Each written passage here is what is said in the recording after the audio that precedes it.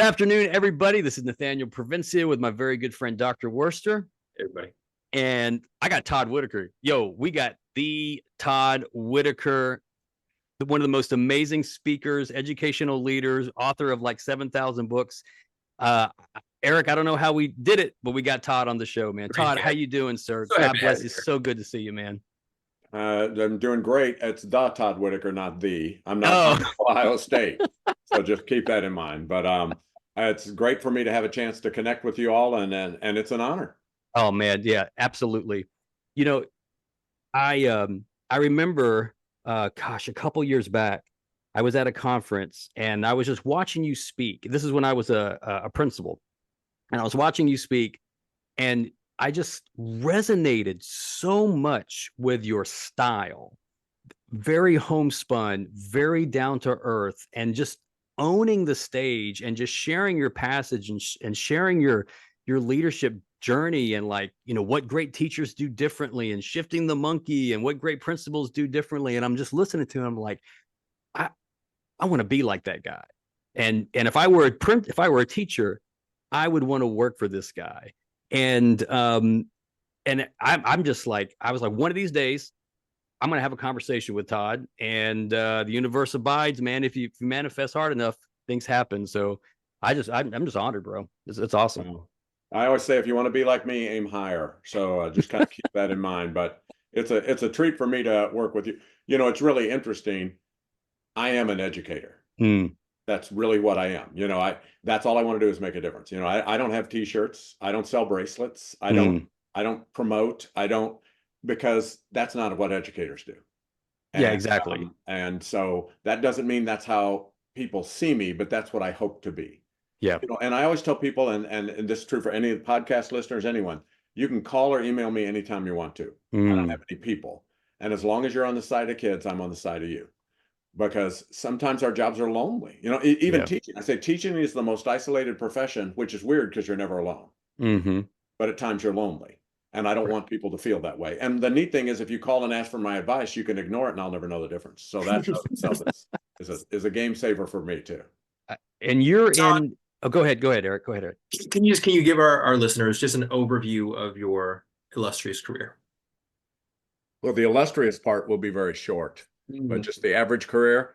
I graduated in business administration. I was in law school. And I happened to be dating a girl whose dad was a high school basketball coach and mom was an educator. And I thought, that's what I want to do. I want to make a difference. And so I got into education, and I was a math teacher and basketball coach. And then I was a principal and varsity boys and varsity girls basketball coach at the same time at a small school.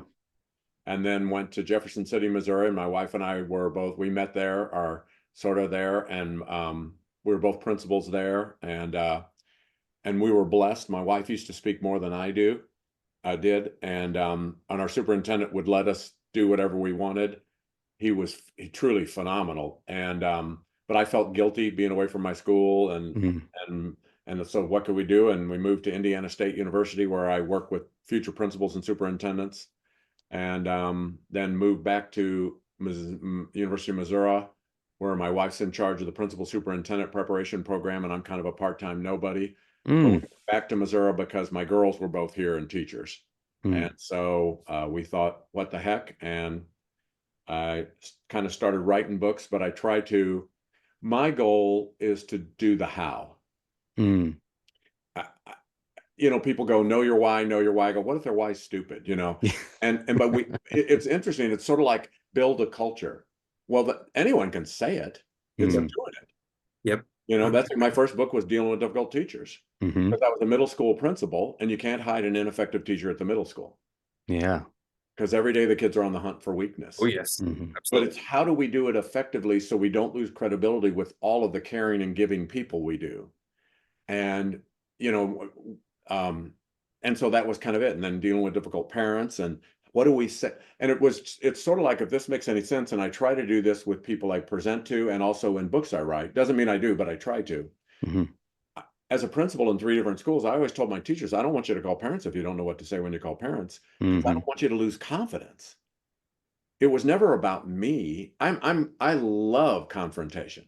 Me, that's easy to deal with because it's a challenge. How do I get them to thank me when we're done? How do I get it so that Yeah. they agree with me? Uh, but I don't want teachers to call parents if they don't know what to say when they call parents. Mm-hmm. And it's that level of specificity. And once you get that, people will do it Yeah. because it benefits them. Mm-hmm. And that's really kind of where it all started. And I just finished my 65th book, which is frightening. Oh, Um, called How to Get All Teachers to Be Like the Best Teachers. It'll be out at the beginning of December. And the Yeah. reason I wrote it is I think that is the solution to education. Yeah. Because in every school, any points in the world, you have at least one teacher that's cracked the Da Vinci Code. Mm-hmm. And we don't need to innovate, we need to replicate. And Yeah. you have somebody who's done it in your school with your budget, with your leadership, with your kids, with your community, with your culture, with your central office, with your superintendent, with your governor, with your commissioner of education. They've shown it's possible. And what they really do is take away everybody's excuses. Mm-hmm. It really is then how do we as leaders help everyone else become like those people? And we can do it. I Because agree. every teacher wants to be exceptional. They do. So Todd, that's always been like a binding theme of so much of your work is excellent. Like, if you hire excellent teachers and you put your culture and up front, and the teachers know exactly what they're going to sign up for, and you set those expectations from like not even day one, like before day one During the interview. during the interview, is so important. But if a leader isn't confident in what that culture actually looks like, and then they're, it's like without that clear vision, without that consistent mission, if your culture is abstract, you'll hire abstractly. So let's talk a little bit about that, because that new book is awesome.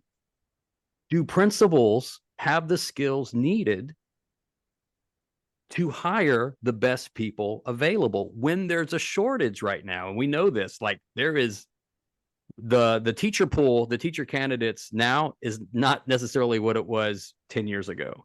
And so it's almost like the pool of candidates it's shallow. The pool is shallow. And so then sometimes principals, they're not going into the profession anymore. So it's almost like it's the cyclical thing. So your thoughts on that? Your thoughts on that?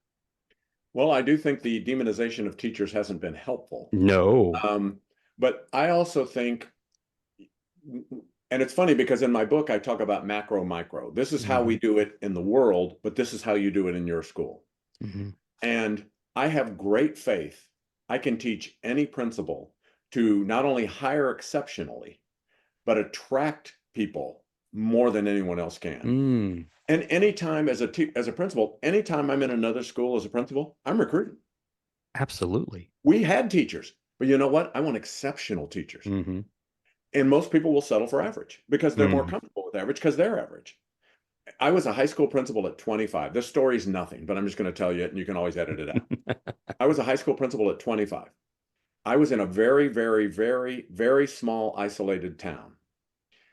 I thought I became principal and I thought our teachers aren't good enough. It's not fair to the kids. The teachers in here are not good enough.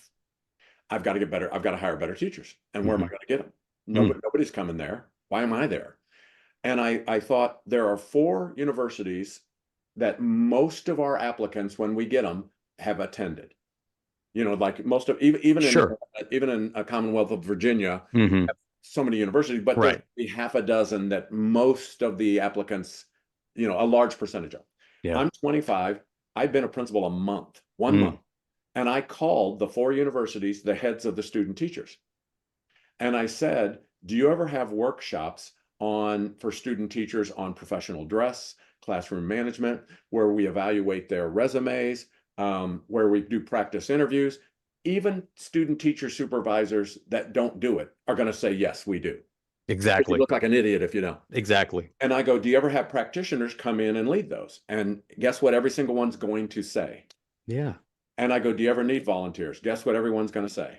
Mm-hmm. I'm 25 and I'm in front of all the student teachers in Boom. 4 different universities. And you know what I'm saying? If you want to be a part of the best school in the state of Missouri, this is the one to come to. And if you don't, I understand because a lot of people don't want to work that hard.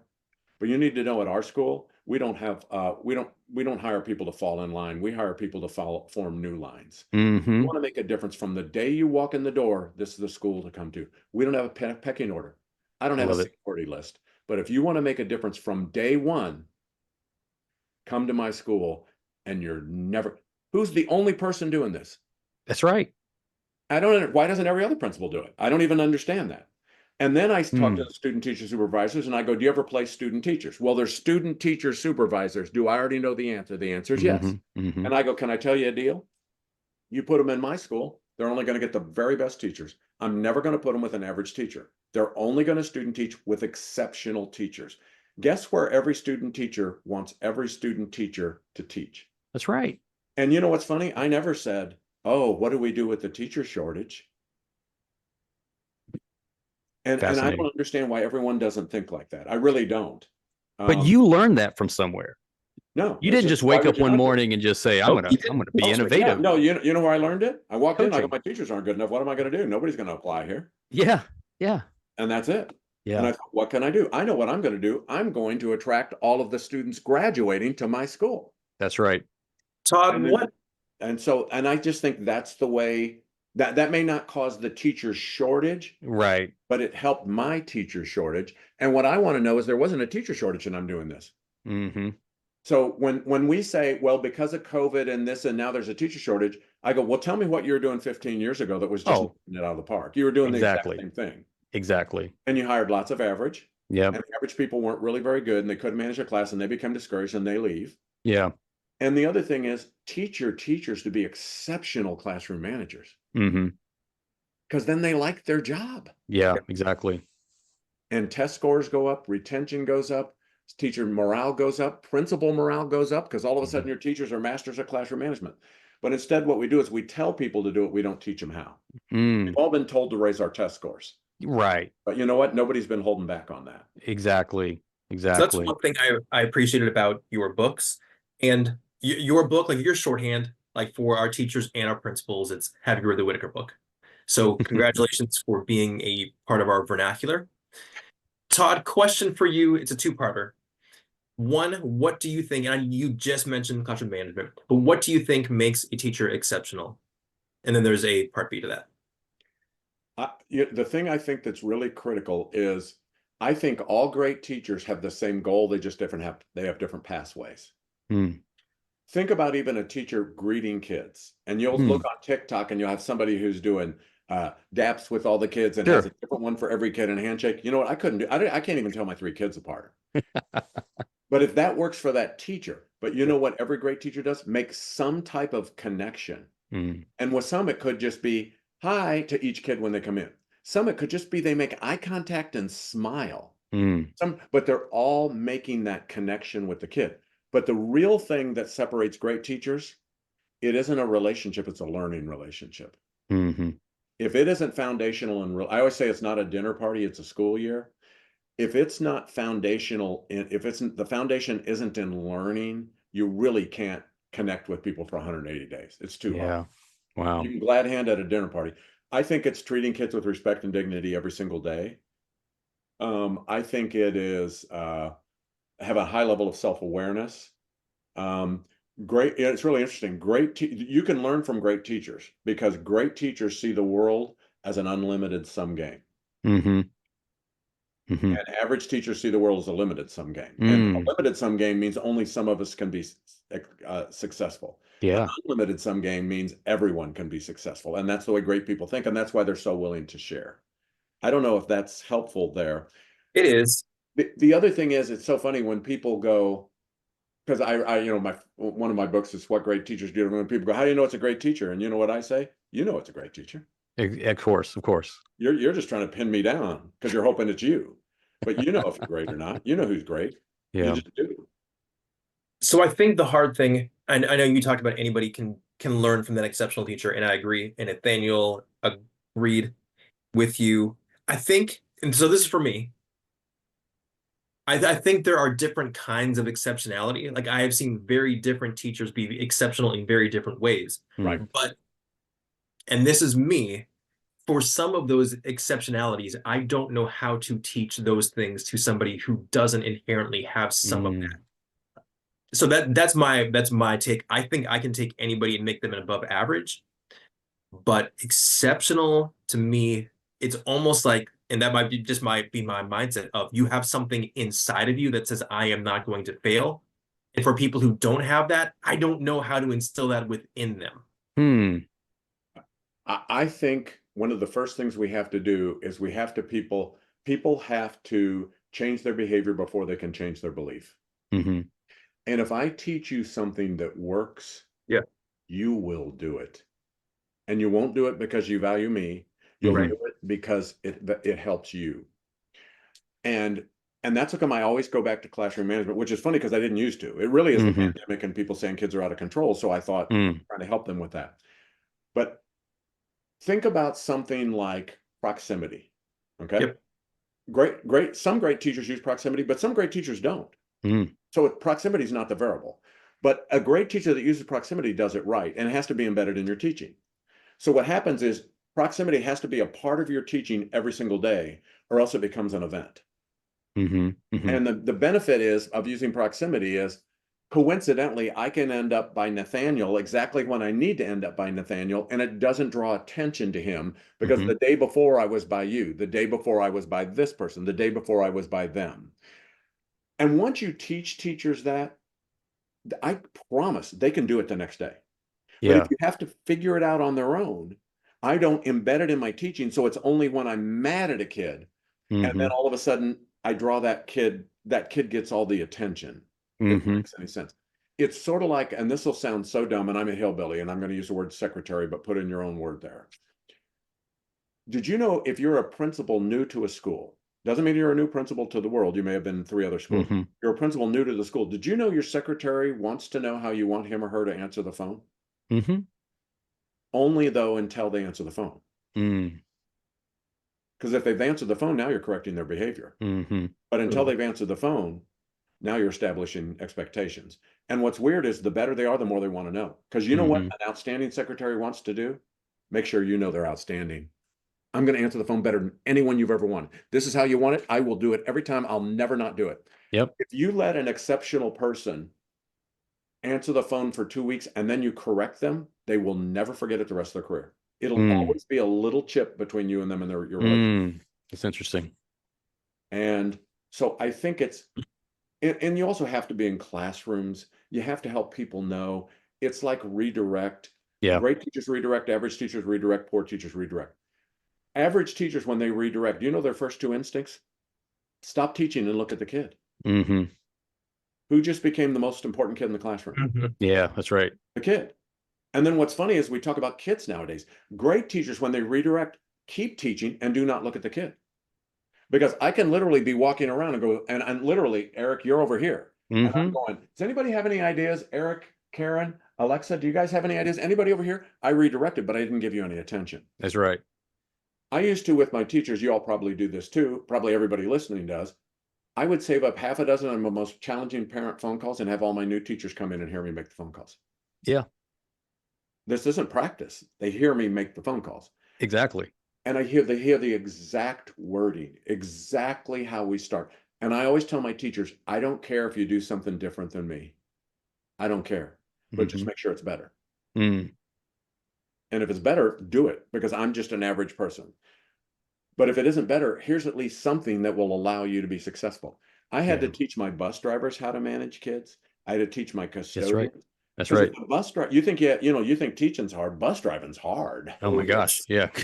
And if I don't teach my bus drivers how to manage kids, some of the bus drivers will hate the kids will hate the bus drivers, and then we talk about a bus driver shortage. And I realize you may have one anyhow, but if all of mine are exceptional, and it's just the way we think, you have people that think they're supposed to complain. Yeah. I do this whole thing with yelling and go back to when you were a student, a student K-12, could you name the teachers in the school that were the yellers? Oh yeah, of course. When you're in your current school, could the students name the teachers that were the yellers? Absolutely. Okay. Raise your hand if you got into education to be the yeller. Yeah, exactly. But this isn't smart aleck. What happens is they didn't know people knew. And you know, all I can tell people, I said, I'm a big mental health proponent. Yeah. This isn't a criticism. You know what I tell people if you're the yeller, stop. Yeah. Just stop. Mm. If it's the same way with teachers, if you don't sit by your students at the assembly, but it's the difference between, it isn't sitting by students at the assembly, it's sitting by the correct students at the assembly. Mm-hmm. However, great and average teachers do it differently. Mm-hmm. Average teachers, let's say Eric's the troublemaker, and for some people it's like teaching a dog to bark, Eric. Mm-hmm. So let's say the average teacher goes, Eric, you're going to sit by me at this assembly and sit by me at every assembly the rest of the year because of your behavior. That's revenge mode. Average people are in revenge mode all the time. That's right. Great teachers, do you know what they do? They walk their kids to the assembly, they stop, the kids start walking in, and coincidentally, which kid walks by when they turn in? Mm-hmm. Mm-hmm. Eric. And you know what they say? Eric, we get to sit by each other again. This is the third assembly in a row. I remember the last one, the birds of prey. Ever since then, I dreamed every night they swooped down and just took you away. I just dreamed that, and we get to sit by each other again. Guess who's a role model in your school? Everybody. Yeah. Are your negative teachers always recruiting to try to get one more on their team? They already have a matching bowling shirt for the Tuesday night league for the new teacher that comes in. That's right. Don't tell me about role modeling. Yeah. Yeah. Because it's hard. How did you ever have teachers that were more influential than they should have been because they were wealthy, they were attractive, they dressed well? And I'm not trying to put different things on this. They were an ex-athlete who's 67 years old now and weighs 390 pounds, and people still defer to him. Whatever this is that it isn't the right decisions that's making us role models. Role modeling is the minimum, and we pretend it's the maximum. That's interesting. Yeah, I would agree. Right. The biggest disadvantage a principal ever has, the biggest disadvantage they will have for their careers if they've never worked for a great principal. Yeah. Because then they have to figure it out on their own, and it's really hard to figure it out on their own. The other thing is, many times we have assistant principals that have handled discipline and supervision, testing, and which they need to. I'm not saying they shouldn't. Then I become a principal. I'd rather supervise and handle discipline because I'm more comfortable with it. And then what happens is now my assistant is also going to do that. And basically what we have is many times a school with 3 assistants. Yeah. But it's also many times principals may not have an effective leader at central office, so they're on their own. Oh, exactly. And if the principal's not effective, then the teacher is on their own. And if the teacher's not effective, the students are on their own. Yeah. And it really is that. But we can truly teach people to be more exceptional. It's also lost in that many times, I don't even think it's the urgent. I think sometimes we think we can, if we accommodate negative people, the world gets better. And if we accommodate negative people, the world gets worse. Because we think we can appease them to happiness. And what happens is when you appease ineffective people, you lose your good people. Exactly. Exactly. The teacher shortage is true. Yeah. Ineffective principals have more of a teacher shortage than the effective principals. And they've always had a teacher shortage. And they also always lose the good people because what's really happened is, and this is funny because of the dynamic, the economy is unbelievable in the United States. Truly unbelievable. Don't listen to what you hear. It's true. Right. No, it's inspiring. Because it's so good, even ineffective people can get different jobs. Yeah. And normally it was only the effective people that could get different jobs. And instead everyone can get a different job. And that's part of where the teacher shortage comes from, is the fact that their options are so good. Yeah, that's an interesting point. It's a great perspective. And the other thing is, the reason, it was funny, somebody just shared this quote from How to Get All Teachers to Be Like the Best Teachers. Exceptional people will come to schools that have exceptional people because exceptional people are lonely. Yeah. Yeah. They are lonely. And average people don't like exceptional people because they take away your excuses. And if you are a leader, and it isn't confidence, it's really just confident. First of all, effective people aren't driven by confidence, they're driven by insecurity. Ineffective people have more confidence than effective people. Oh, yeah, they're confidently ineffective. Right. Ineffective people have so much confidence. Ineffective teachers have so much confidence they can go ahead and teach even when none of the kids are paying attention. You know what I mean? That's a gift.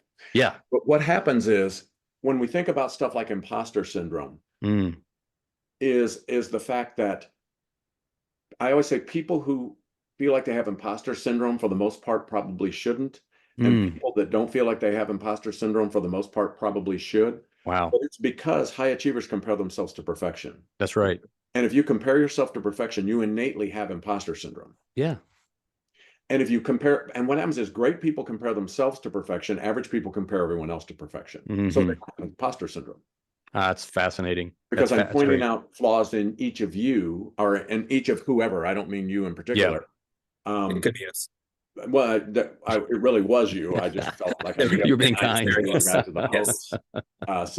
But that comes from not knowing how. And I'm so driven by insecurity. It's an awareness of not knowing how. That is just, man, that's just, it's so freaking common sense. And I think we almost, and I think common sense. We make it more difficult than it really should be. Like, I loved what you talked about, like, you know, the average teachers, when it comes to students, are looking for revenge. The best teachers are looking for relationships, you know? They're looking for prevention. They want preventions. Yeah. And understand. But can I tell you a secret? Guess who the average teacher probably student taught with? Exactly. An average teacher. And guess what you're going to tell me about? Role modeling. Yeah. Yeah. There, you know, that was the role model. An ineffective role model is effective at being ineffective. This is for your listeners who I know are way smarter than me. Most new teachers to a school get a mentor. Oh, yeah. And there's one word that determines how mentors are assigned in 99% of the schools, I'm confident, in the world. Do you know the one word that determines how mentors are assigned? It's convenience. Convenience. Who's at the same grade level? Who's in the same hallway? Who's at the same team? Who's in the same passing time? Who has the same schedule? Same race, same gender. We both coach or don't.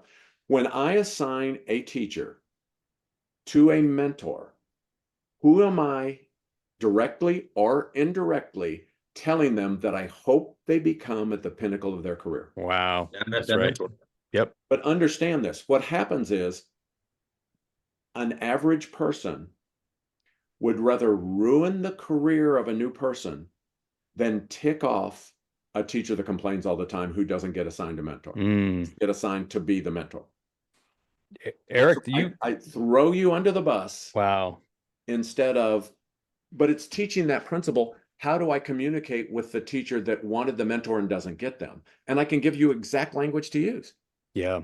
Yeah. That's fascinating. And you know what's weird? You'll use the language. That's right. I work with mentors in our division, and I agree with you that the power of a phenomenal mentor can be career changing. Yeah. So can a crummy mentor. Yeah, exactly. So can a crappy. I actually think it's more career changing. Yes. Well, I'm trying to stay on the positive end.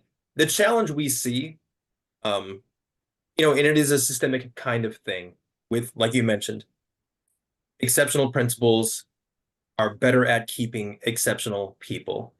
It is challenging for our schools when they have, I know there's a lot of reasons why. When we have schools that don't have a lot of turnover, we do have a great expanse of people who really can be phenomenal mentors. Because like you said, that school has cultivated that kind of teacher.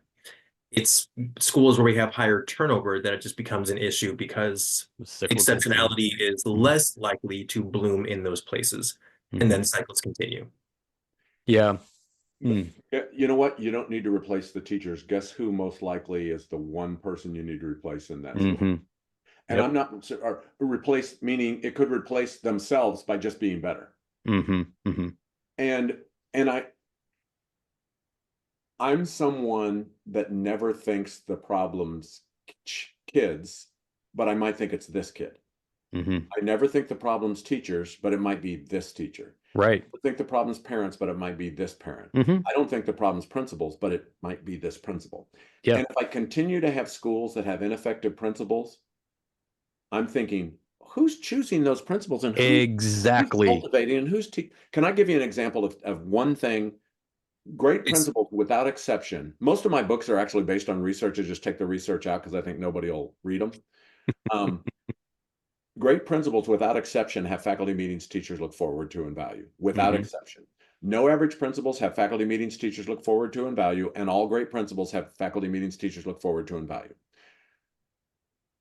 Did you know great central office people have meetings principals look forward to and value? That's right. Do that or not. And the minimum goal of every meeting is I want people to be more excited about teaching or principling than they were today. Mm-hmm. And that doesn't mean a YouTube clip.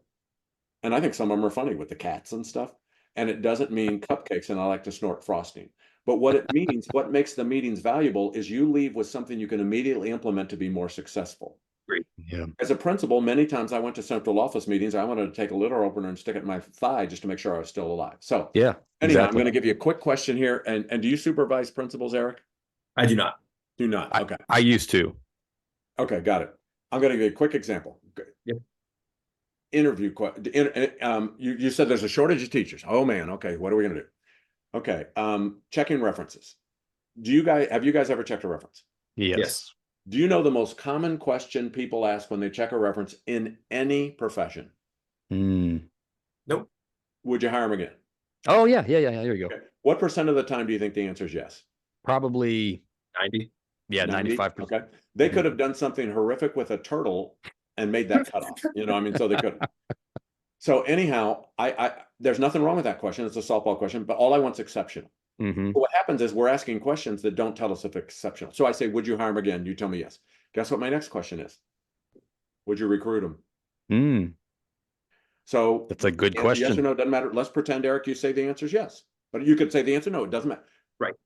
It always seems I'm very quick, but I'm Yeah. much more of a deep thinker than a quick thinker. So I say, would you recruit him? You tell me yes. Guess what my next question is?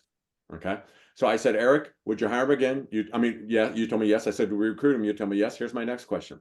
How many teachers do you have in your school? So Eric, how many teachers do you have in your school? 60. Okay. Guess what my next question is? How many of your 60 would you recruit? Right. So I'm going to say you say That's 20, interesting. because I don't want to embarrass you in case any of your teachers watch this. Let's say you say 20. You know the thing we don't know? We don't know anything about the person we're asking the recommendation from. Oh, that's true. They could be horrible. It could be horrible. That's right. But understand, I go, how many would you recruit? If you told me all 60, I immediately know you have no standards whatsoever. Yep. If you told me 3, that means it's different. But you said 20. Nothing wrong with that. Guess what my next question is? Where are they? What's their ranking in that 20? Where do they fall in the 20? Eric, is that the first teacher you'd recruit? The 5th teacher you'd recruit? The 15th teacher you'd recruit? Or the 20th teacher you'd recruit? Yeah. Let's say you say 10th. Guess what my next question is? Why aren't they first? What's keeps them from being first? What's the difference between them and the first? Yeah. Am I asking you different questions than you've ever asked in your life? Yes. Pretty hard to lie, isn't it? It is hard to lie. And it's almost like it's intentionally, it's like a superseding for excellence. It's right. Right. Yeah. But the difference is, and I can explain what's really happened, but what's interesting is, Eric, do you wish you had an opening tomorrow and you could check references and see if this actually worked? Yeah. Are you more excited or less excited about teaching tomorrow? More. Let's do it. Let's hire. Yeah, that's great. Todd, here's what I'm hearing, and I appreciate it. And I think sometimes I'll assume things with teacher practice or with hiring practice. And what I'm hearing from you is it is really important for us to be more explicit with our teaching almost everything. Everything in life. Do either of you like to play games, card games, board games, anything like that? Yeah. Okay. Do you like to know the rules? Most of the time, just so I know what to break. When do you want to know the rules? Before I play. Unless you're going to cheat. You want to know the rules before the game. Sure. And you're not offended I tell you the rules before the game? No, of course not. When does the secretary want to know how he or she want the person to answer the phone? Before they answer the phone. And they're not offended. No. Eric, you're a pleaser. I guarantee it. Do you want your boss to think highly of you? I do. Yeah. And would you like to know what it's going to take for them to think highly of you? Yeah. That would be helpful. And when do you want to know it? As soon as possible. Before you make a mistake. That's right. And you're not pushing back. And the more achiever you are, the more you want to know. Yep. It's somehow or another, we think it's insulting. Right. It actually takes pressure off you. I agree. It takes pressure off you. Instead, all of your energy is going down the correct path instead of you going down 5 paths and wondering which one's correct. Todd, shifting just a little bit. I want to go back to something that makes you very unique for me. And it's your presentation. Is it the smell? Other than the smell, that's why I'm doing a Zoom. I was going to be in studio, and you go, let's just Zoom. Let's just Zoom. But man, you've got such. I've seen educational speakers and keynotes all over, right? But there's just something so down to earth with you. Someone taught you how to present. Someone taught you how to own the stage. Someone taught you that gift of storytelling. Where did you, for me, you're an awesome speaker. Awesome. You either were born with that or you honed that. Who helped you, Todd? Where'd you learn those great skills? How did you become exceptional? Yeah, that's right. I don't know that I'm exceptional, but how did I become slightly above average? There you go. It really was hearing people speak and realizing that one of the things that most people have in common that are really good is how they start off and how they end. And I don't even try to end like that anymore. I used to be motivational, and now I've learned I give you content of specific things you can do, and that's way more motivational than any story I can tell you. Sure, absolutely. Because Eric actually wants to work tomorrow now for the first time in a long time and make a phone call and check a reference because he has something that you're going to work. That's right. Yeah. Right. But Eric, understand, I didn't tell you to make those phone calls. I didn't even ask you to. You're going to do it because it benefits you. Yeah. And that's where we get confused.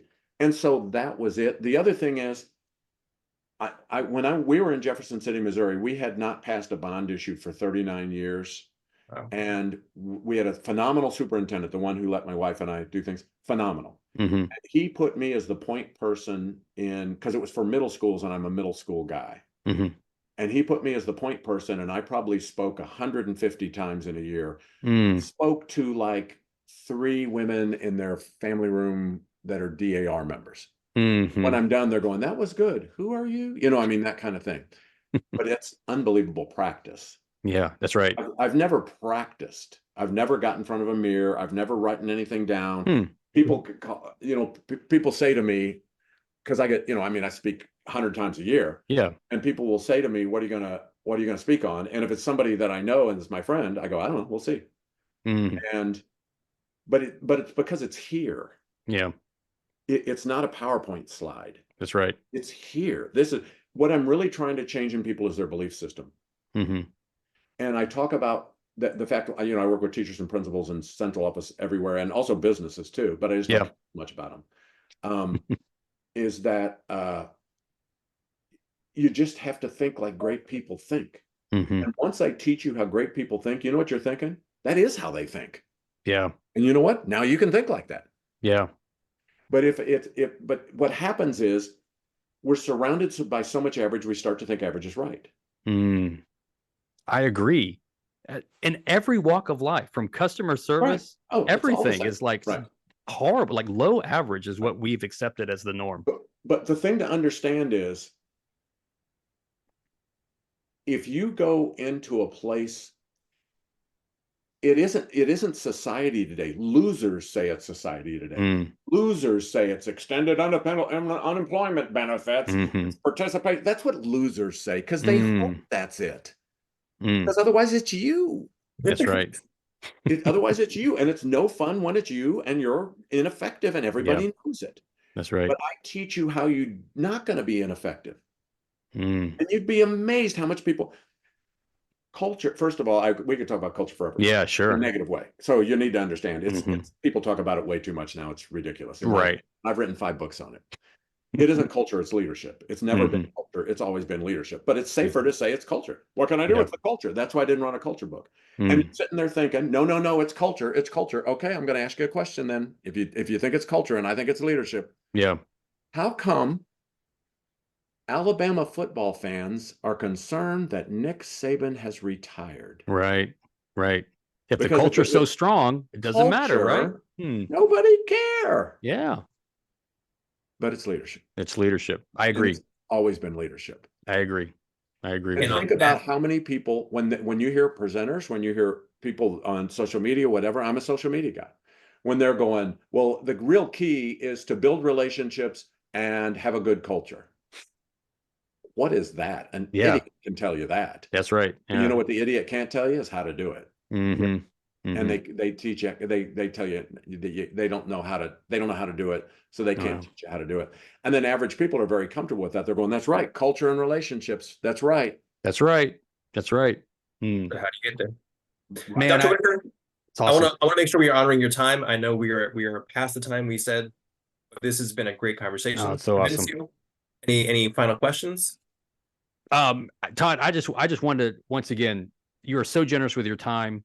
Yes. I love that you are an educator at heart. You're a teacher at heart, and what great teachers do differently. For what it, this one of these books. I always tell people, my first day in my classroom as a third grade teacher, I walked in, there were like 5 books sitting on my desk.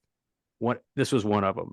And because of these books, I was so blessed to make sure that, well, I want to be that great teacher. And I want to make sure my team, that I'm surrounded with great people on my team. And so for what it's worth, this one book got in my hands, inspired me to be an assistant principal, a superintendent.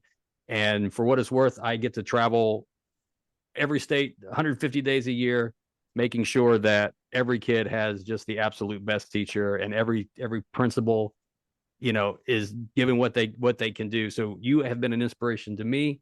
I don't know if you hear that enough, but thank you, sir. So I really appreciate that. Wow. And Todd, I want to add to that. Just our conversation today, in addition to what Provincia said about the books you've written, you've made me think, and probably for worse, but I don't say that very often. But you have made me think just today talking with you. So I commend you for that. And like Provincia said, thank you so much for your books and your writing. You have been an inspiration. You all are extremely generous with your time, but I want to thank your audience for what they do. The fact that people go into classrooms and they make a difference every single day. The fact that, leaders, I always say this, everybody looks to leaders, but during times of crisis, they stare. And you know why they're staring at the leader during times of crisis? Because they don't want to be the leader. And as a leader, the one tip I could ever give to people, I really don't have stuff of value, but if I have one tip, it's this: make every decision based on your best teacher, and you'll never make a wrong decision. Love it. Love it. The best teacher wants everyone in the school to be successful, including you. But you don't have to guess what a best teacher wants. You just have to ask them. Awesome. They're one of the few people that will look you in the eye, tell you the truth, and they're not part of the rumor mill. And that is a gift you have. You have that in your school. And I'm not talking about Eric. I'm talking about you, but I'm talking about everybody, as you know. Everybody has that. Yep. And that's how we start with everything we do. If you're going from 0 to 10, the hardest one is 0 to 1. And in every school, we already have the 1. And we may have more than one outstanding teacher. I'm not trying to be sure, but at least get that one. But everybody has at least one. And if all of your school became like that, what an experience for the kids. What an experience for the kids, whether it's kindergarten, 5th grade, middle school, high school. What an experience for the kids. It'd be amazing how much learning changed, how much kids in terms of being successful in school change. If your colleagues were like that, it would make you like that. They reinforce each other, and you'd want to be in the school. The principals want to be in the school. I do know this from a study that I conducted years ago. The better the principal, the more teachers in the school want to be principals. The higher number of teachers. I didn't word that correctly. But the better the principal, the higher number of teachers in the school want to be a principal, because they see you. That's awesome. I would agree with that. I want to be seen like that person's seen. Yeah, that's awesome. When's the new book coming out? I think like December 2nd.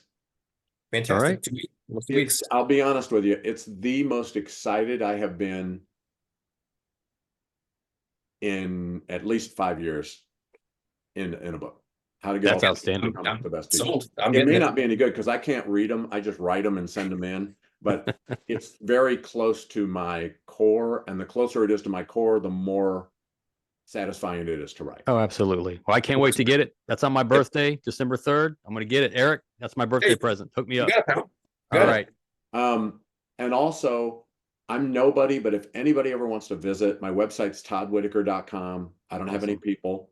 On Twitter, I'm at Todd Whitaker. Call me, email me anytime you want to. Love it. That's what I'm for. I want to make a difference. A lot of times that also fills in with my traveling. I'll be at an airport and I'll have 5 phone calls to return. And it's just because I'm a neutral outsider, and I will look you in the eye, tell you the truth, and I'll work to not hurt your feelings. Todd Whitaker on the Community Connection. Sir, thank you so much. You are you are a national treasure to this profession. So God bless you. Stick back for a little bit. We'll chat, and then we'll see everyone again on the Community Connection. See you, everybody. Thank you all for choosing to teach and lead.